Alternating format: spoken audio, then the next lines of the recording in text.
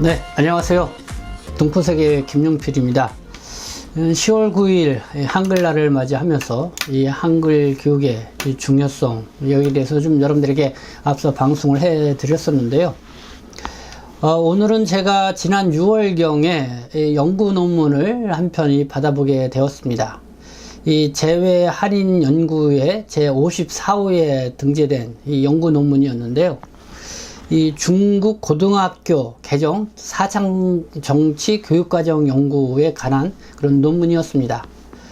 그래서 이 연구 논문은요, 연변대학교의 리문철 교육학과 조교수가 제1저자로 작성을 했고요. 그리고 한국의 삼육대학교의 안병삼 조교수가 또 교신저자로 참여해서 작성한 논문이었습니다. 그래서 한 200페이지, A4 용지로 200페이지 정도 되는 그런 긴 논문이었는데요. 이게 중국의 고등학교 이 사상정치 교육과정과 관련된 2022년도서부터 이게 본격적으로 적용이 된다고 합니다. 이 고등학교 이 나이대가 되면은 뭐 여러 가지 세계관이라든가 국가관 또 여러 가지 도덕성이라든가 그 인성이 상당히 형성되는 아주 중요한 이런 시기이죠. 그래서 이 중국이 이런 사상정치 교육과정 어떻게 바뀌고 어떻게 적용이 되는지, 그리고 그 내용은 어떤 내용을 주요하게 가르치고 되는지 좀 우리가 정확하게 알 필요가 있지 않나라는 생각이 듭니다. 그래서 이 논문을 오늘은 좀 여러분들에게 중점적으로 소개를 해 드리고자 합니다. 네, 여러분. 네, 이게 이 논문 표지입니다. 중국 고등학교 개정 사상정치 교육과정 연구. 그래서 머리말이 있고요. 총 교육과정의 개정 배경, 그리고 교육과정의 개정 방향, 또 교육과정의 개정 특징하고 맺은말로 이렇게 끝마치고 있습니다. 그 요약문을 일단 중요한 내용만 보면은요. 이 2018년 1월에 중국 교육부는 정식으로 이 고등학교 사상정치 교육과정 표준 이거를 공포를 했습니다.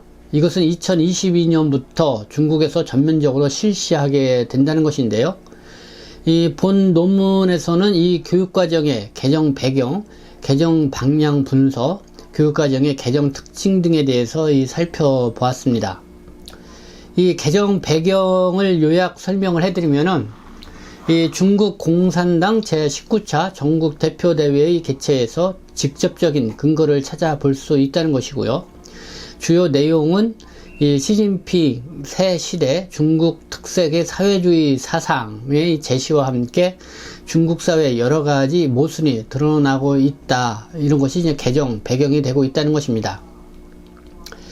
이 구성 내용을 보면은요, 개정 방향의 분석에서 이 개정 교육과정 성격, 개정 교육과정 이념, 개정 교육과정 목표, 개정 교육과정 구조와 내용, 학업의 질, 실시 건의 등에 관해서 이렇게 논문은 게재를 했는데요. 이 개정 특징은 이렇게 설명을 하고 있습니다. 정치성과 교육성, 그리고 과학성과 학과성, 또 실천성과 실행성, 또 전면성과 종합성 등 이 4개 방면으로 이 개정 특징을 설명을 해주고 있습니다.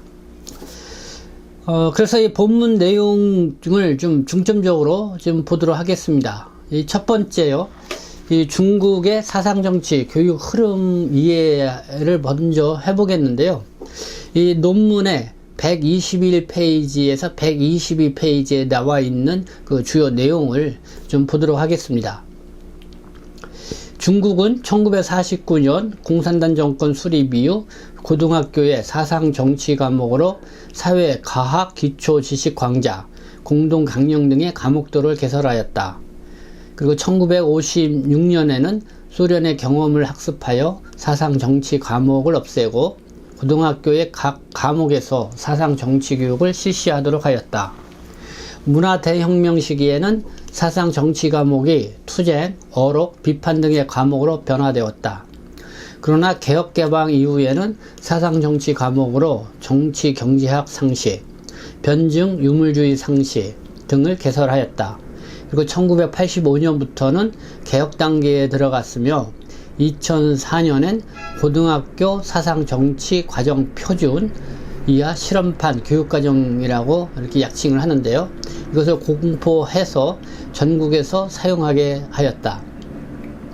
이 실험판 교육과정은 현장에서 많은 변화를 가져왔는데, 우선 명칭을 사상정치로 통일을 하였고, 과정 기능에서 사회적 수요와 학생들의 발전을 가장 중시하면서 정감, 태도, 가치관의 배양을 중점적으로 부각시켰다.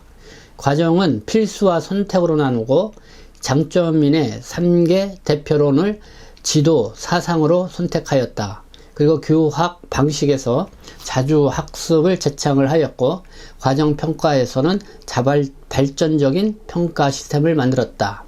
이런 성과들은 2018년에 공포한 고등학교 사상정치 교육과정 표준의 개정의 이 밑거름이 되었다.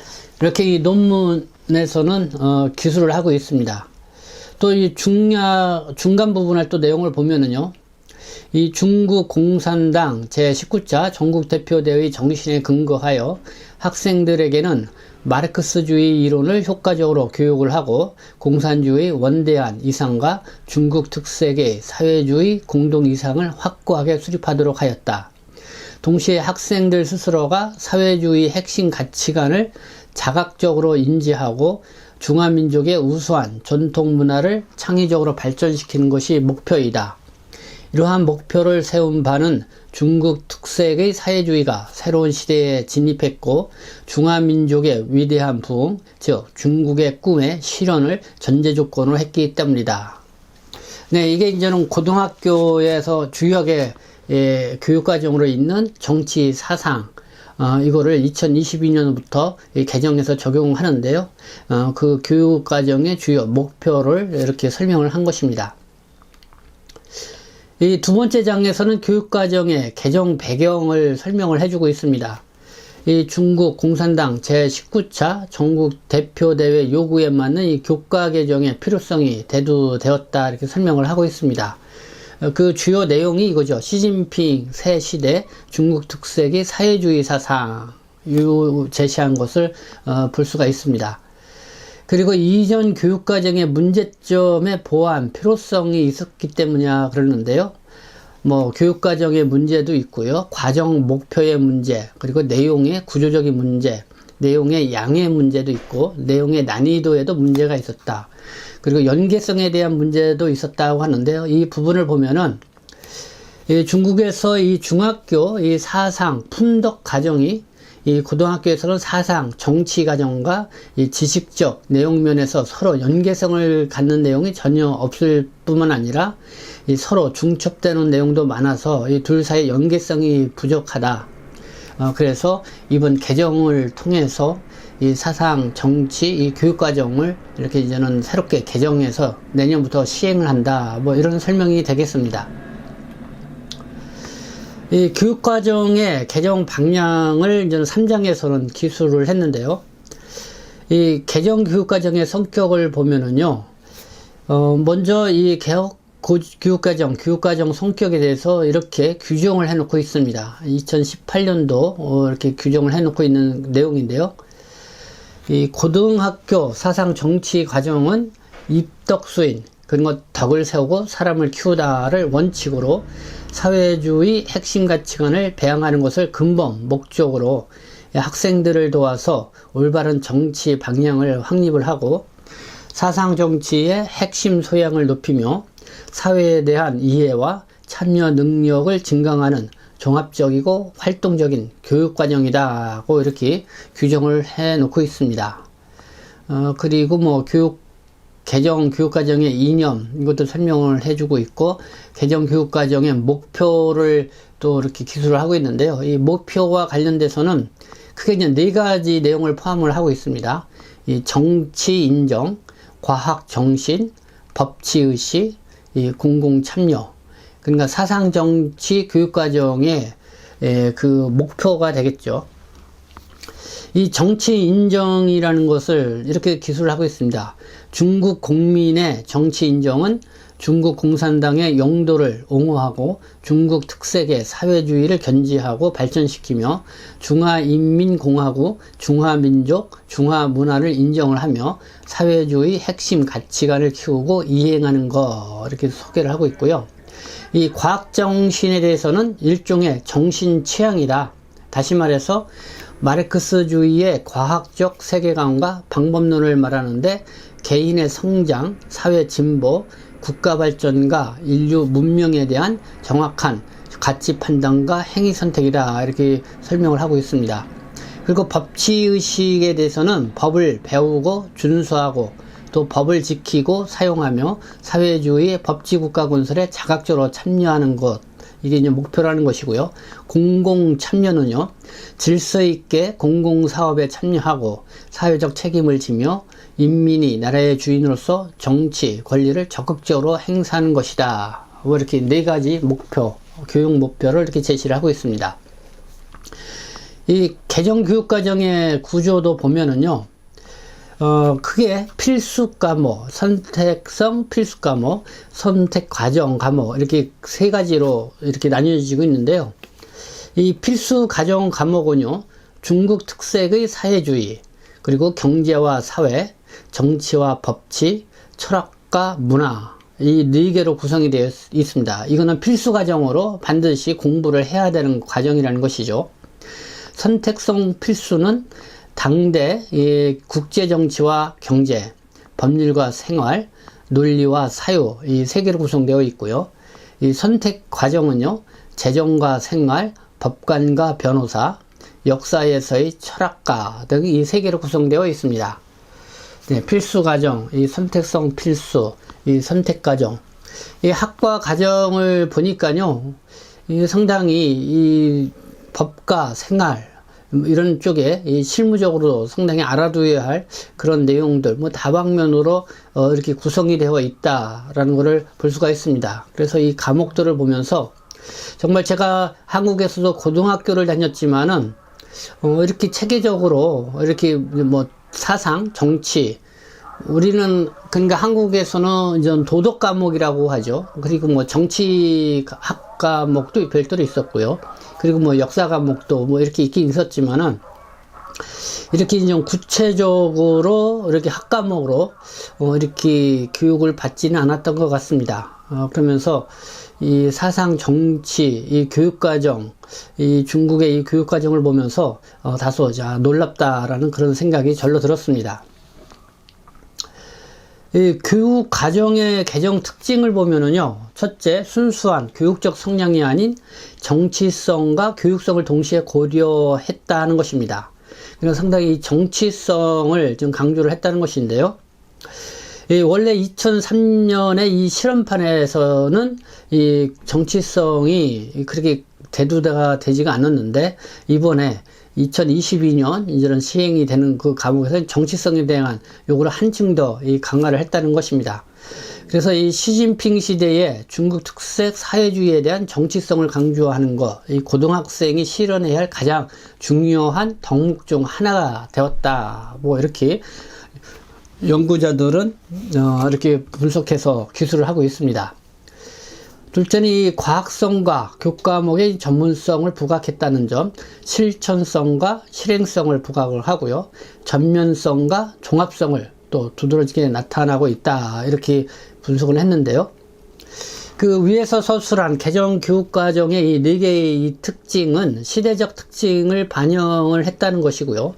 그리고 시대의 요구에도 부합이 된다. 뭐 이렇게 연구자는 설명을 하고 있습니다. 이 중국 특색의 사회주의 신시대를 열어가기 위해서는 중국은 사상 정치 과정에 새로운 요구를 하는 것이다. 뭐 이렇게 기술을 하고 있습니다. 네, 이제 맺은 말에는요, 주목해봐야 할 내용으로요, 이 중국의 고등학교 개정 사상 정치 교육 과정이 입덕 수인을 근본 임무로 학과 핵심 소양의 양석에 중점을 두고 있다는 것입니다. 이것은 중국의 고등학교가 정치 교육을 중시할 뿐만 아니라 이 인성 교육도 중시한다는 것을 의미한다. 이렇게 연구자는 기술을 하고 있습니다. 이 본 논문을 읽고 들었던 생각을 좀 정리를 해본다면요. 이 중국 교육이 어떻게 변화하고 전개해 나갈지 기초 연구 방향을 제시해 주지 않았나 이런 생각이 들었습니다. 그리고 이를 토대로 중국 교육의 특징과 변화, 그리고 이 중국인들에게 미칠 영향, 그리고 중국 체제에 대한 인식과 변화 등 이 연구로 전개해 나갈 수 있다고 이렇게 봤고요. 그리고 한국의 이 고등학교 교육과정과 이 비교를 좀 해본다고 하면은 이 한국인과 중국인의 이 사상, 인식의 차이를 이해하는데 좀 더 이 구체화된 연구로 이어지면 좋지 않겠나 이런 생각도 갖게 되었습니다. 특히 이 중국에서 이 정규 교육을 받고 자라고 있는 차세대, 이 중국 조선족, 이 학생들 같은 경우를 생각해 보지 않을 수가 없는데요. 이 본 논문에서 언급한 이 사상, 정치 교육을 받으면서 자라게 될 조선족 이 차세대들 아이들의 정체성에는 또 어떤 영향을 줄 것인지 또 연구도 필요하다고 생각이 들었습니다. 그런 측면에서 이 재외 한인 연구에서 이번 연구 논문을 등재했다고 생각이 들고요. 또한 이 한국의 한 언론 매체가 이 한국인의 최근 변화된 인식조사를 한 결과를 발표를 했었는데요. 이 놀랍게도 이 나이가 어리면 어릴수록 가장 싫어하는 나라, 중국이었다는 것입니다. 51.7%가 이렇게 대답을 했다는 것인데요. 이 과거에는 일본이었는데요. 이 중국에 대한 경계심이 특히 젊은 세대일수록 더 높아져 가고 있는 것이 아닌가 이렇게 생각이 듭니다. 이런 때에 이 앞으로의 한중 간 이해와 인식 차이, 그리고 이를 극복하기 위한 방안으로 또 연구가 필요하다 이 생각이 듭니다. 네, 오늘 이 방송을 들으시고 이 시청자 여러분들의 의견도 말씀해 주시면 감사하겠습니다. 지금까지 시청해 주셔서 감사합니다. 저는 동포세계신문 대표 편집장 김용필이었습니다.